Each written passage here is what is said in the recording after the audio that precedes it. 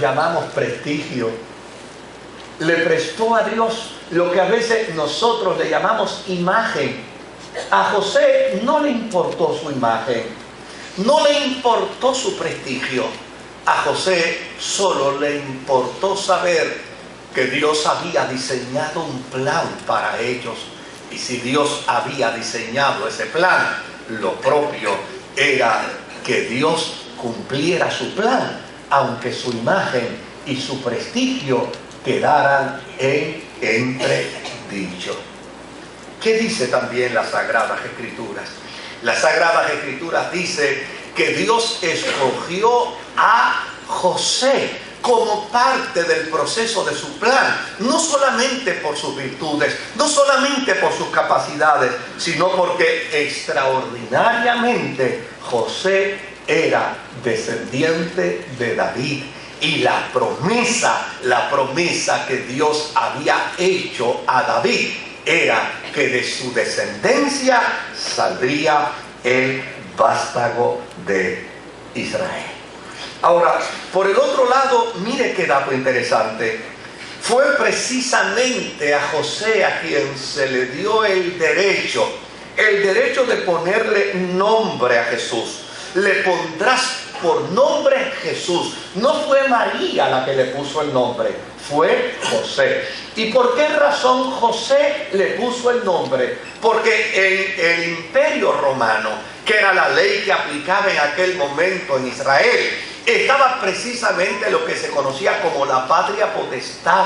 Y la patria potestad era un derecho que tenía un hombre de colocar bajo su tutela, de colocar bajo su cuidado, como hijo auténtico, como hijo legítimo, a cualquier criatura que él deseara tener bajo su responsabilidad.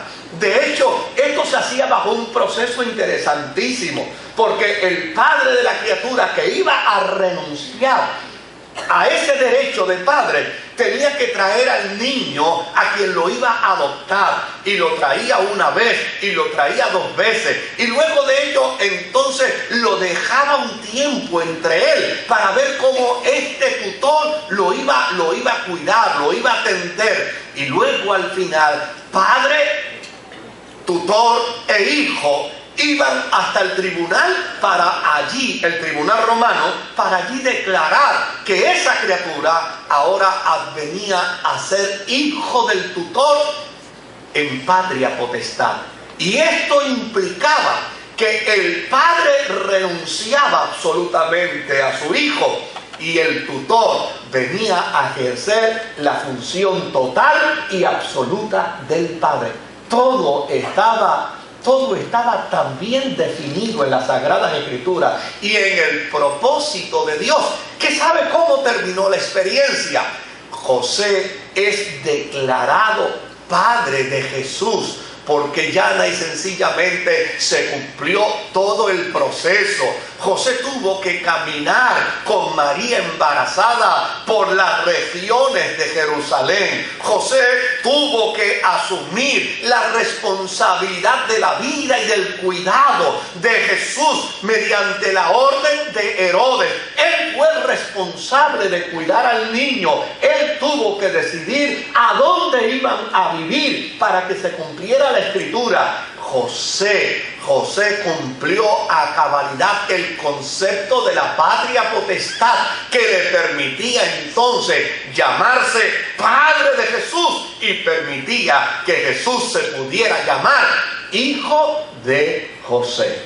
Y esto es bueno plantearlo para eliminar las dudas de alguna gente que puede pensar que el que José se llame padre de Jesús es un fiasco. No es un fiasco. José era el padre legítimo de Jesús, porque había cumplido a cabalidad todo el proceso que se había establecido dentro de la ley romana. ¿Por qué Jesús no nació antes? Pues no nació antes porque la ley romana no existía. Y si la ley romana no existía, entonces Jesús no podía tener a José como padre. todo estaba bien calculado en el kairos de Dios. ¿Qué nos declara esto?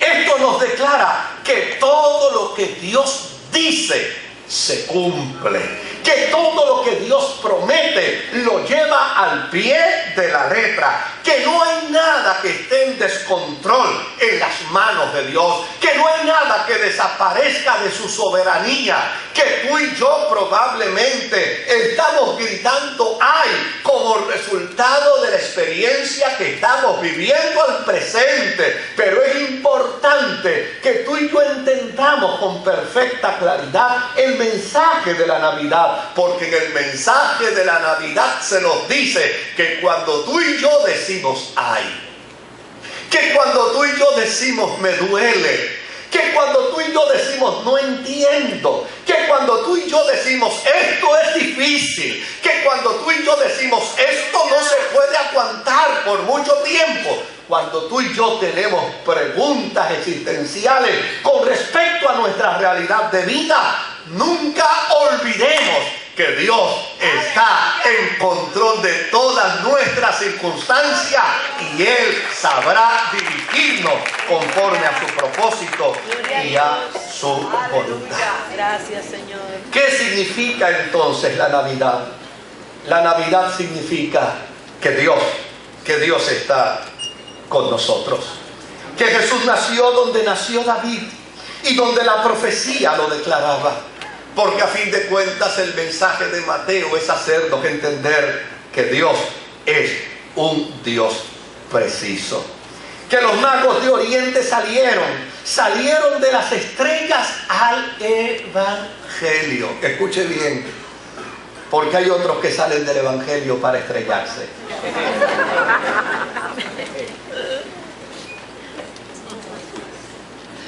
Ellos salieron de las estrellas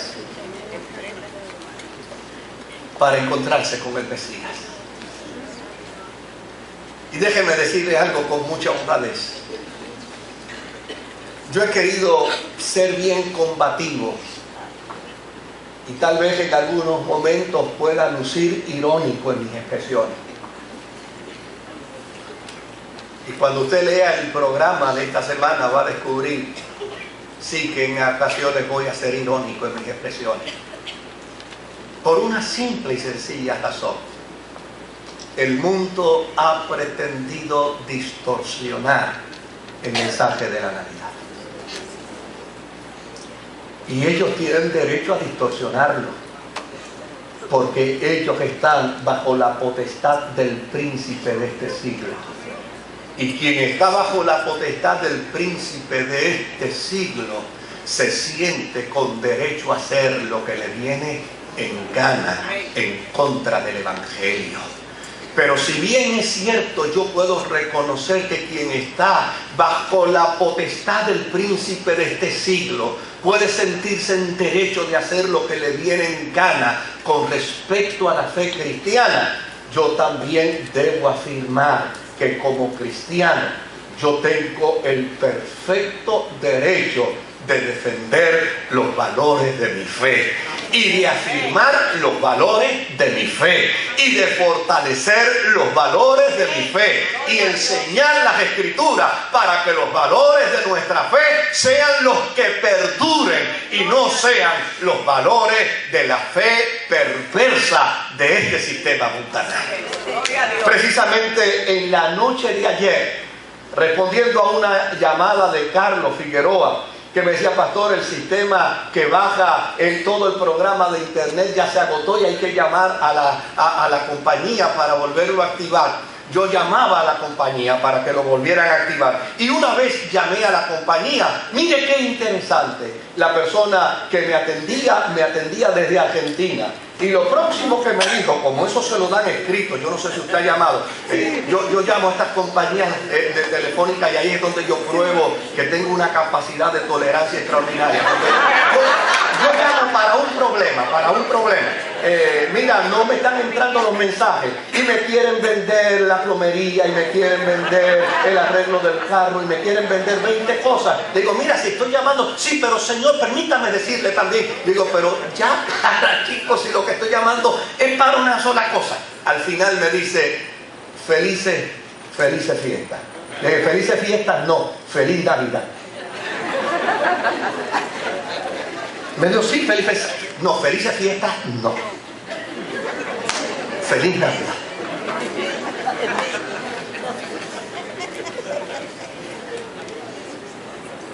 Porque dentro de la historia evangélica, aquí hay un Herodes y hay un pueblo que se inquietó. Un pueblo que se inquietó porque había nacido el Salvador. Pero inquietarse no es suficiente. Entrar en un proceso de religiosidad. Óigame, si la fe cristiana, una vez yo tuve la oportunidad de conversar con un guía turístico en Israel, que campechanamente me dijo, Jesús no es el Salvador. Y yo le decía, pero es el que le sostiene a ustedes la economía en este país. Y si le sostiene la economía a ustedes en este país, entonces Él es el Salvador del Estado de Israel. Porque si Jesús no existiese, Israel no pudiera estar tan sólido económicamente como está. Por una sencilla razón. Porque los millones y millones de turistas que van a Israel no van a ver otra cosa, sino que el pesebre de Jesús. ¿Se dan cuenta por qué tengo que ser irónico?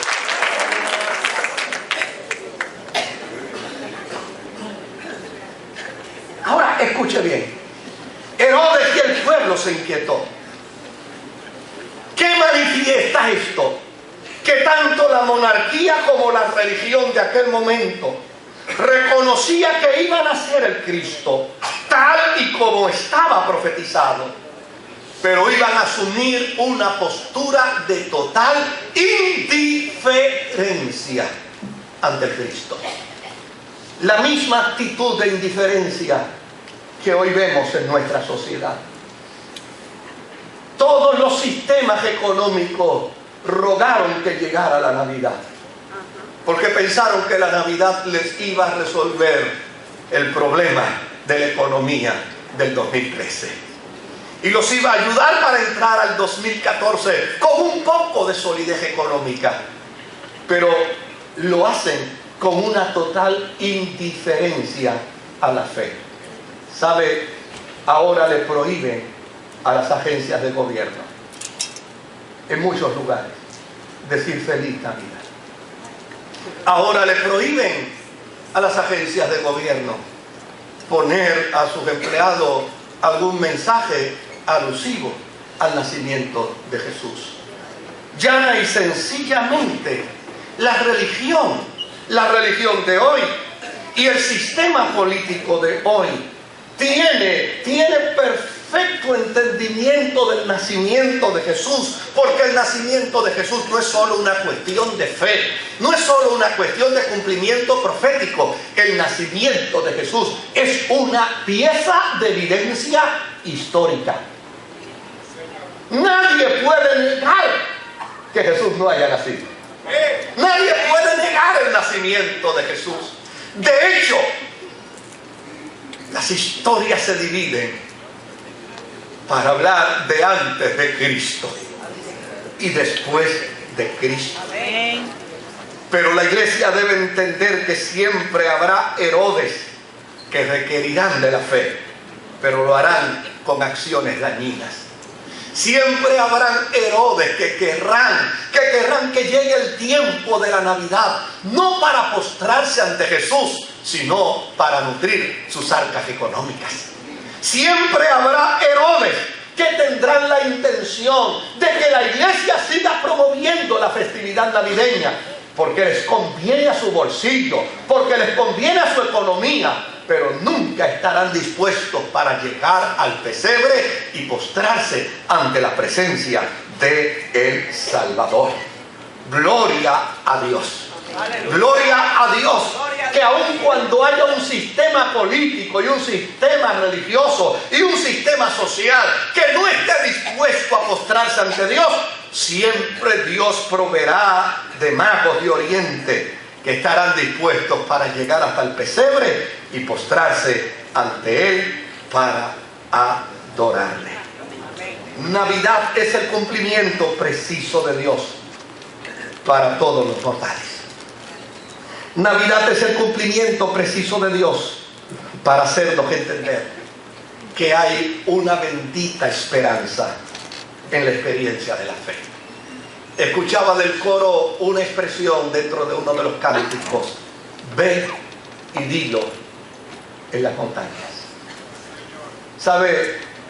Cuando se estableció la ley de la emancipación en los Estados Unidos, los estados que estaban dispuestos a la emancipación salieron corriendo a gritar que ya la ley había sido firmada y que el esclavo ya estaba emancipado.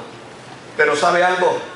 Los estados que no estaban dispuestos a la emancipación ocultaron la noticia. No quisieron publicarla. Los periódicos no la presentaron. La radio, si existiría, y la prensa, si hubiera existido, televisiva, tampoco estaba dispuesta a anunciarlo. Era un silencio sepulcral. ¿Y sabe algo? ¿A quienes les tocó anunciar la emancipación? Les tocó a los negros. Fueron los negros de los estados del sur que entonces entendieron que ante el silencio de la prensa y ante el silencio del gobierno, que no querían porque no les convenía que se anunciara la emancipación de la esclavitud, fueron los negros entonces los que se levantaron haciendo buen uso de sus cuerdas vocales, haciendo buen uso de la fuerza sonora de su voz para comenzar a cantar: ve y dilo en las montañas, ve y grítalo en los montes, que ya estamos emancipados, que ya nos ha venido la luz y que ya disfrutamos de libertad. Pues ese es el mismo desafío que tiene la iglesia hoy, cuando vemos que la sociedad no quiere hablar del Cristo que ha nacido, cuando vemos que la prensa no quiere hablar del Cristo que ha nacido, cuando vemos que se quiere cambiar el concepto de la feliz Navidad por un simple Happy Holiday. Pues la iglesia tiene el gran desafío que tuvieron los hermanos negros en Estados Unidos, en el área del sur, para entonces decir: si el pueblo no quiere reconocer que el Salvador ha nacido, entonces ve a las montañas, ve a los montes y grítalo en todo lugar: ha nacido hoy en la ciudad de David un Salvador.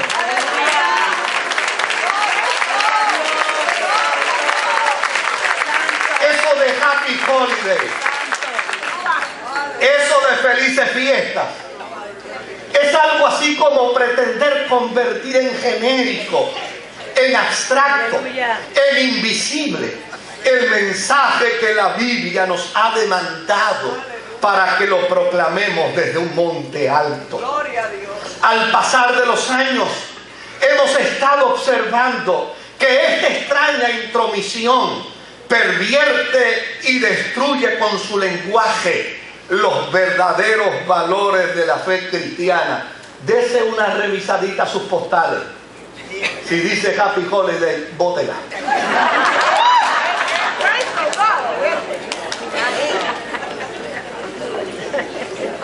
No le hagamos el trabajo a Satanás, que sude él solo.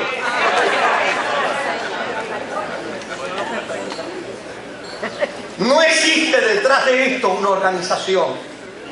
No hay un individuo o una entidad que lo estructura. Pero esa expresión adviene de una falsa consideración a quienes no patrocinan la fe cristiana y los valores que representamos. Y vuelvo de nuevo a decir: el que es ateo tiene derecho a decir que es ateo. Viva en su ateísmo y en su ignorancia. A lo que no tiene derecho a impedir que yo diga que Jesucristo es mi Salvador. es una de esas aparentes expresiones inofensivas. Mire, ese Happy Holiday da la impresión de que es inofensivo.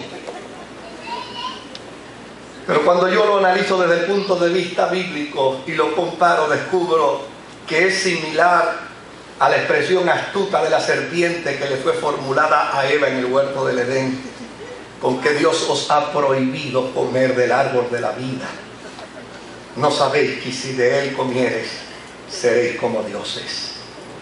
Promover el Happy Holiday pretende sepultar el mensaje del ángel a María, a José, a los pastores.